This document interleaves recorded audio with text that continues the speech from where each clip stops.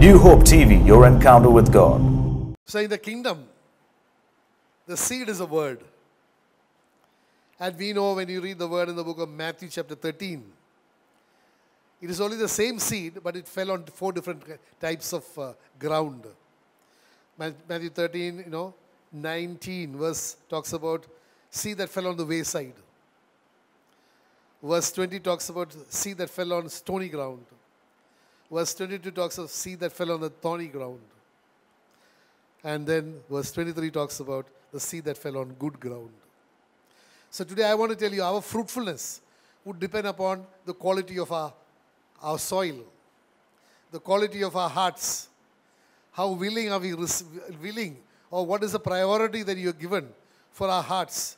Is it to be fruitful for the kingdom of God, or is it to be fruitful in the flesh realm? Because we know very clearly the Luke chapter 8 verse 11 says, the seed is the word of God. Or put it the other way around, the word of God is the seed of the kingdom of God. Again, John 1:1 says very clearly that Jesus is the word of God. How many believe that? Jesus is the word of God. Hallelujah. In the beginning was the word was with God, and the word was God. Amen. Many people dispute whether Jesus is God. He's only the Son of God, but he is not God. But if you believe the word in the book of John chapter 1 verse 1, as Spirit breathed God's word, it says, in the beginning was the word was with God, and the word was God. The book of Revelation says, chapter 19, says, his name is the word of God. Hallelujah. So my dear brothers and sisters, if some what is that denomination? Jehovah's Witnesses come and tell you that Jesus is, well, we believe in Jesus. Yes, of course, that he's a prophet. Many religions also acknowledge Jesus as a prophet. Are you with me? But he's not God. Then you just ask them for their Bible. Ask them to see John 1:1. If it is not there as it is written, that in the beginning was the word was with God, and the word was God, then tell them we are not on the same page. So you can take your Bible and go your way, I will take my Bible and go my way, and we will never meet. Hallelujah. Hallelujah. The book of John chapter 15 verse 1 to 5 talks about fruitfulness. Today the whole thing is about fruitfulness, because like I told you earlier, what gives greatest joy to an agriculturalist is the fruit of his labor. Who labored for us? Jesus Christ at the cross at Calvary labored for us. We celebrate, the whole world celebrated Easter, the Passion Week, and of course the resultant Easter just last week. So the finished work, labor is work, right? The finished work of Jesus at the cross at Calvary, he expects fruit. Hello? That is why it says there is so much joy in heaven over one sinner repenting, because it is adding to the fruit. Hallelujah. I like that word about, someone tweeted, about asking Joseph of Arimathea, oh, you are such a rich man, and you had made such a beautiful tomb for yourself. Why you want to give this tomb to Jesus? He said, don't worry, it's only for the weekend. I just lent it to him for the weekend. Don't worry. Because I know that he is not going to, corruption cannot hold Jesus. Hallelujah. Because he is the Son of God. My dear brothers, if he is the Son of God, and we are sons also of God, corruption cannot hold us. Death cannot hold us. Hallelujah. That's why Jesus says, whosoever believeth in me, lives and believeth in me, shall never die. How many of you believe that? Hallelujah. Hallelujah. So, going back to the book of John chapter 15, verse 1 to 5, talks about the principle. He says, I am the true vine, and my Father is a vine dresser. Every branch in me that does not bear fruit, he taketh away, and every branch that bears fruit, he prunes, that he may bear more fruit. You are already cleansed, you are already clean because of the word which I have spoken to you. Abide in me, and I in you. As the branch cannot bear fruit of itself, unless it abides in the vine, neither can you unless you abide in me. I am the vine, you are the branches. He who abides in me, and I in him, bears much fruit. For without me, you can do nothing. So you need to understand, one of the cardinal principles of being spiritually fruitful is to abide in Christ. because He is the one who gives you the nourishment. Again, when you talk of the fruit, when you read the book of Galatians chapter 5, verse 22-23, it talks about the fruit of the Spirit. Many people call them the fruits of the Spirit.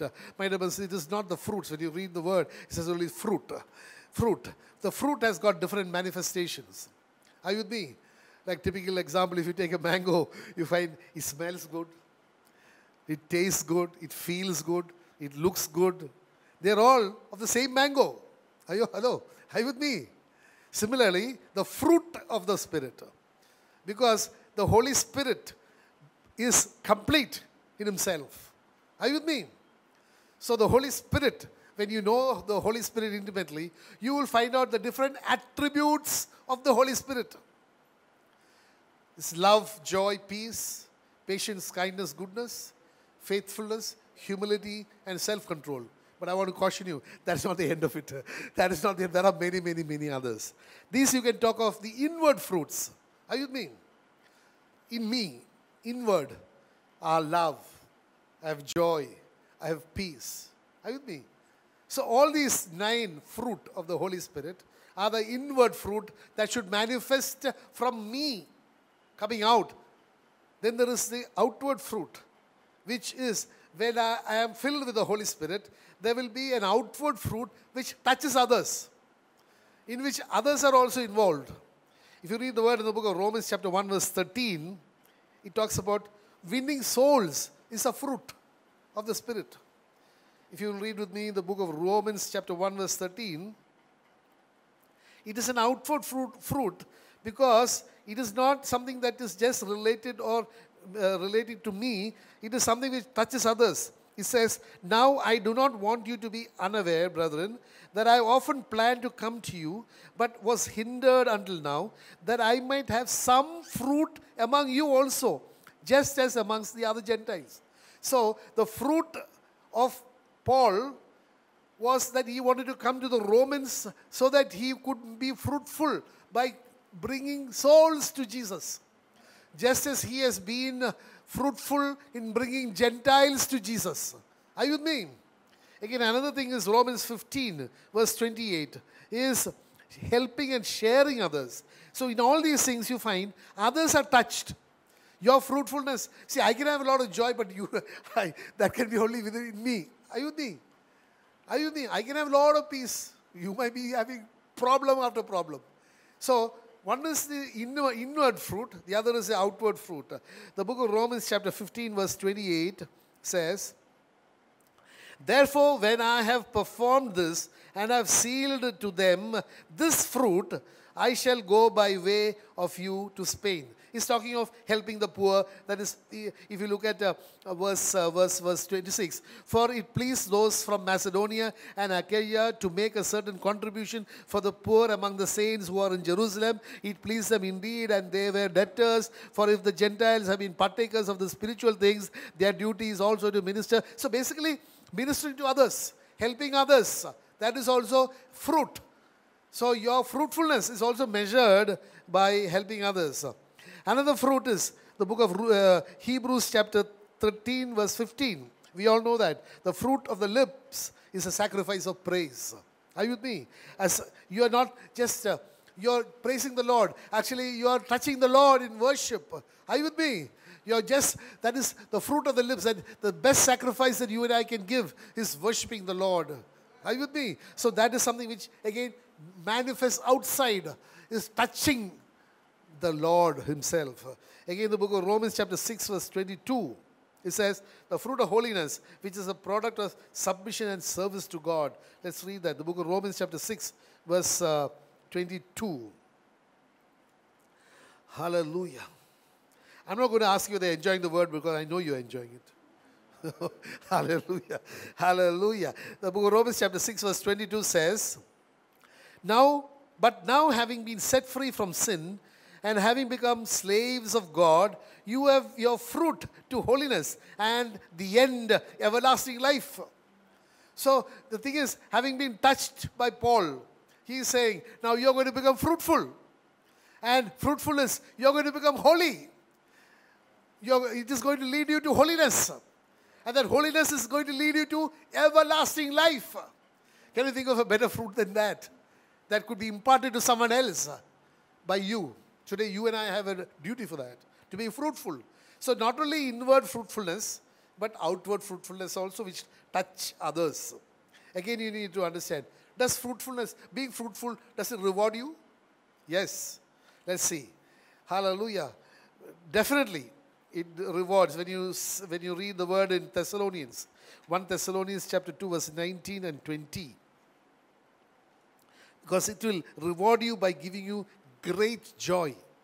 Hallelujah. Because as much as you can understand the word in the book of Hebrews chapter 12 verse 2, Jesus gave Jesus so much joy that he knew that beyond the cross, he endured the cross, because beyond the cross, he was so convinced of a great joy. So today when you and I are being fruitful for the Lord by winning souls for the kingdom of God, you will find there will be so much of joy in us. Hallelujah. Even over one person you can bring to the Lord. Hallelujah. 1 Thessalonians chapter 2 verse 19 and 20 says, for what is our hope or joy or crown of rejoicing? Is it not even you in the presence of our Lord Jesus Christ at his coming? For you are our glory and joy. As much as, because Paul, he worked, he was fruitful, and the fruitfulness was translated into the joy that he is going to have when he also knows that at the coming of our Lord, you are also going to be with him. Are you with me? So winning souls gives you the reward of the fruitfulness, that is joy. Again, fruitfulness, helping others. The book of Acts chapter 20 verse 35. The book of Acts chapter 20 verse 35 says, I have so shown you in every way by laboring like this that you must support the weak and remember the words of the Lord Jesus, that he said, it is more blessed to give than to receive. So there is a blessing that comes by helping others. Hello? Who said that? Jesus said that. It is more blessed than to give than to receive. Many people go to church to receive only. They never want to give anything to the Lord. So you need to, the Lord does not need any of your help, please. What I'm trying to say is, when you give, whatever it is, it gives you great joy. I'm sure you would have experienced that. Hallelujah. Again, you need to understand, like I told you earlier, the fruit of the Holy Spirit in the book of Galatians chapter 5 verse 22-23, the last concluding part of 23, the second portion, which normally they say 23b, would say that there is no law against that. So the fruit, manifesting the fruit, is not bound by legalism. Hello? Are you with me? Not bound by any legalism. Let's read that exactly, the word. The book of Galatians chapter 5 verse 23, the second portion of that. It says, okay, we'll start with 22. But the fruit of the Spirit is love, joy, peace, long-suffering, kindness, goodness, faithfulness, gentleness, and self-control. Against such, there is no law. Are you with me? I want to tell you, my dear brothers and sisters, you need to understand that the Word of God says in the book of 2 Corinthians chapter 3, that where the Spirit of the Lord is, there is liberty. Are you with me? Liberty means liberty from everything. It is not just that you are under some sort of a bondage and you are set free. It is liberty from everything. So I want to just caution you, even if it's your relationship with the Lord, there should be liberty in the relationship. Are you with me? There should not be anything which has even the semblance of legalism in your relationship with the Lord. It must come not out of the head, out of an obligation. Then you're going back into your religious mindset. Obligation. Hello? You have to say goodbye to obligation. On the contrary, you have to substitute obligation by love. Are you with me? So never be bound by legalism in your relationship with the Lord. Hallelujah. Again, another aspect of this is the fruit of the lips. Like I told you earlier, when you read Philippians chapter 4, verse 6 and 7. The book of Philippians chapter 6. Sorry, chapter 4, verses 6 and 7.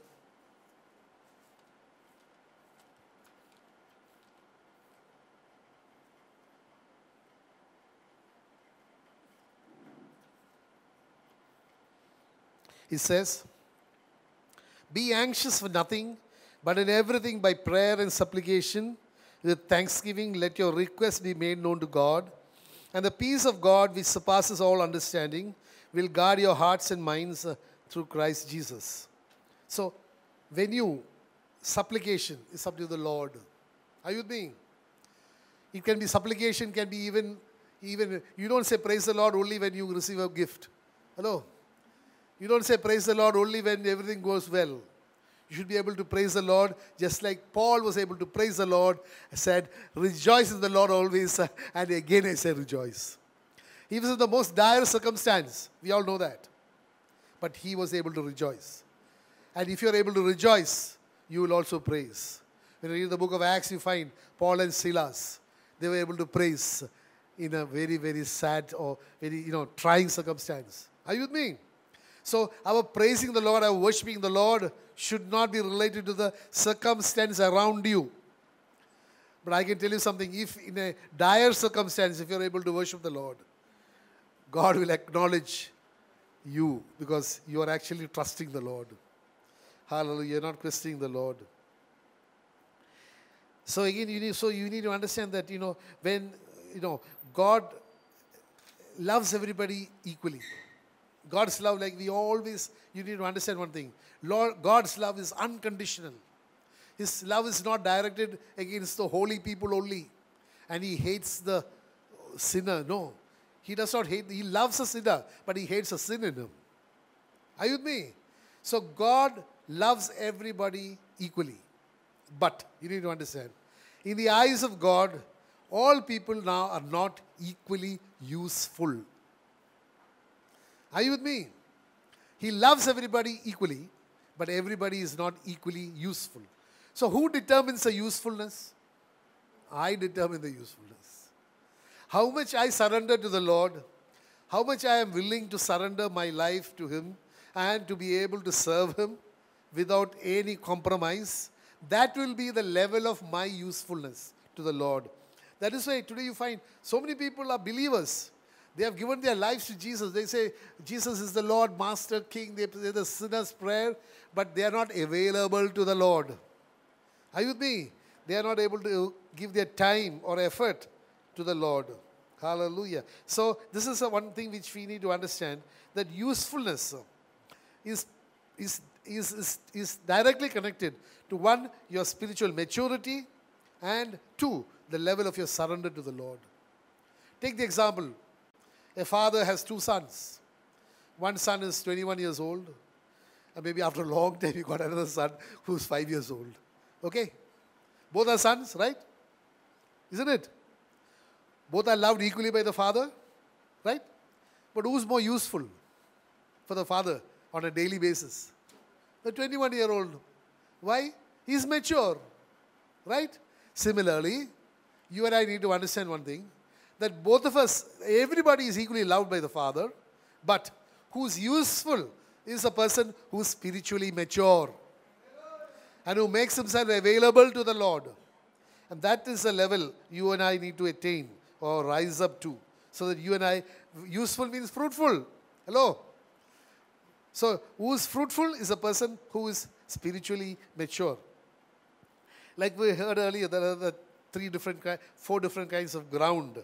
You and I must strive to be that ground which is receptive to God's word.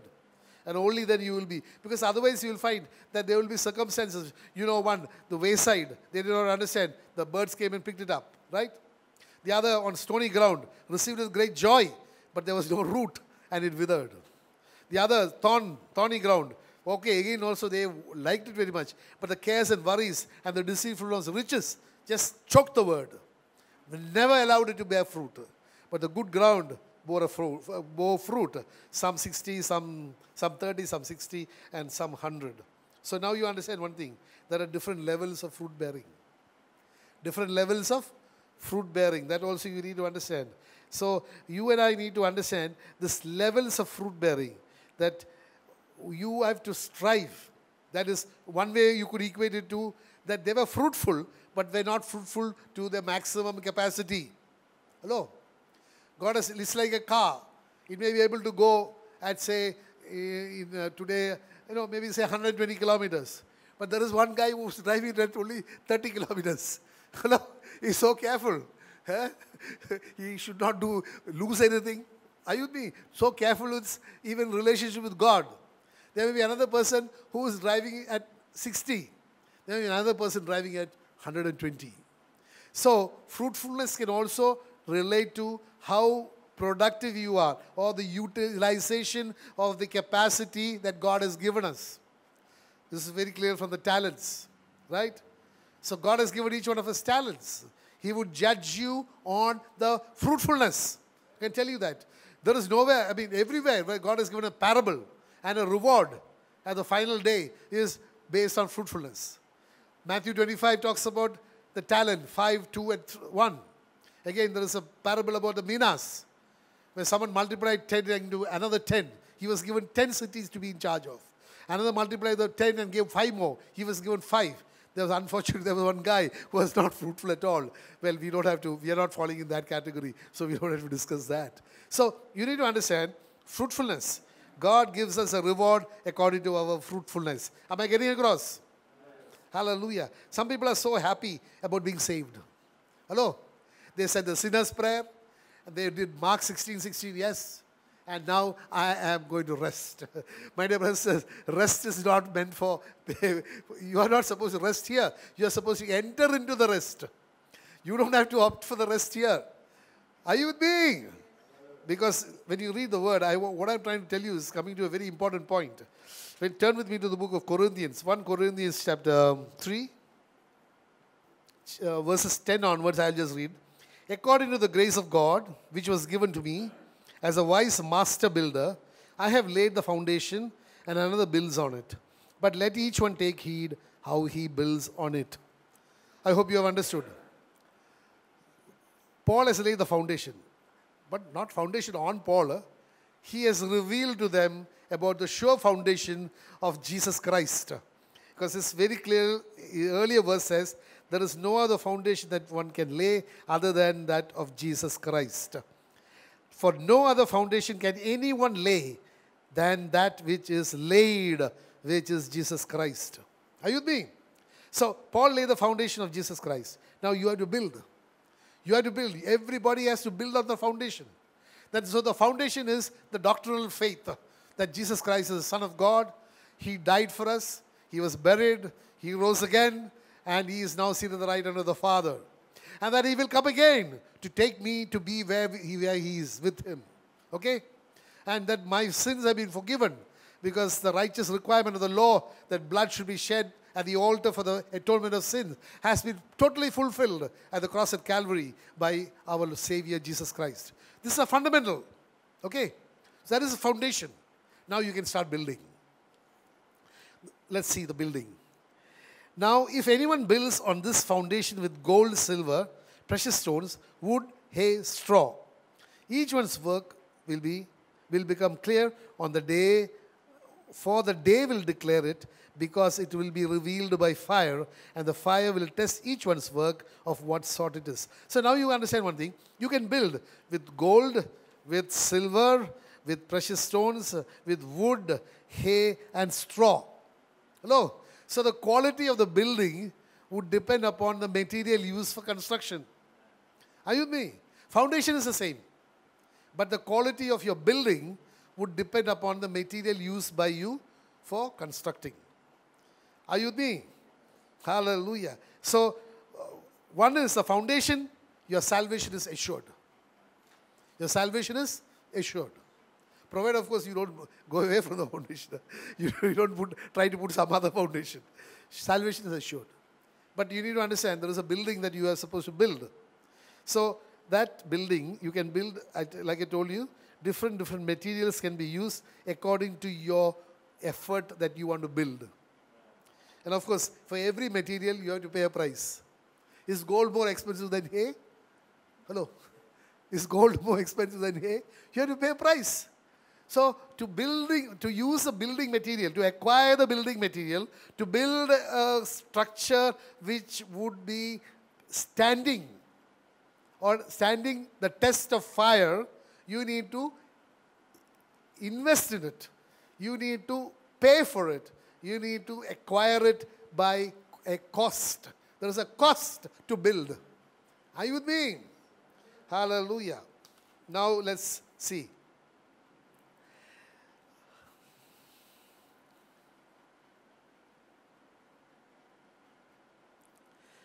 Okay. Now let's see. The first category, or rather, we'll take the second category first. What is built with wood, straw, or hay? From where does it come?